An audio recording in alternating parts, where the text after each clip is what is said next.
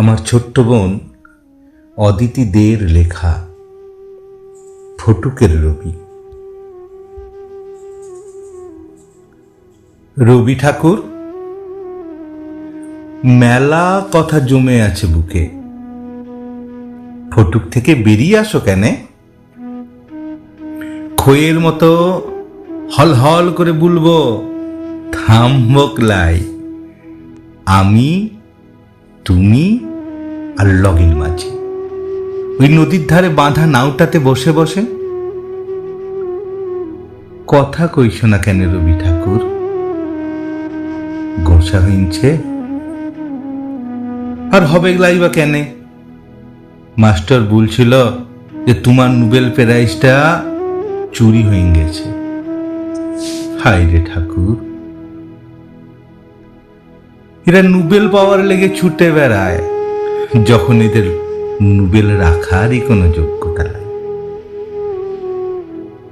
পূর্ণিমার রেতে লণ্ঠনটা জ্বালিয়ে রেখে যখন লগেন কাকা গলা চিরে গান ধরে আর নদীর জলে তোমার নোবেলটা জল জল করে ওঠে, তখন মনে মনে ভাবি ইটো কি করে চুরি করতে পারে কেউ?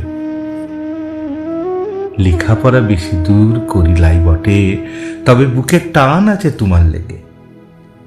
বড় বড় স্কুলে পড়া, কাঁধে ব্যাগ নিয়ে চলা মানুষগুলার যেমন তুমি,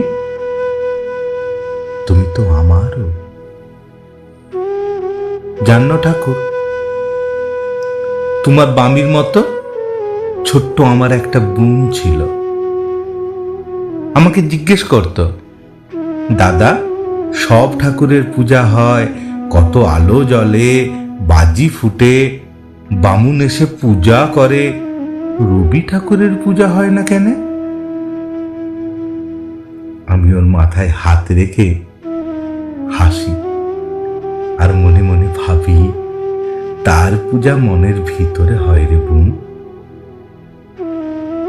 বছর খানেক আগে পিলের জলে বোনটা মরে গেল। দিন কতক পরে সাঁঝবেলায় পিড়িতে বসেছিল। সাঁঝপি দিনটা তুলসী তলায় জ্বলছে, বোনের খেলা শানগুলোর হাসির মতো ছড়িয়েছিল এইখানে ওখানে। আর বাবুদের ঘরে রেডিওই তখন বাজছিল, যখন পড়বে না মোর পায়ের চিহ্ন এই বাটে। বুকের ভেতরটা মুচড়ে উঠছিল গো রবি ঠাকুর। মনে হচ্ছিল কেউ যেন বুকে হাত তুড়ি মেরে যাচ্ছে এক লাগারে। সত্যিটুকুন রেখে সব লিয়ে গেল বোনটা, আর সেই সত্যিটাই তো তুমি গো রবি ঠাকুর। এর থেকে সত্যি ওই আকাশের রবিও লয় বটে।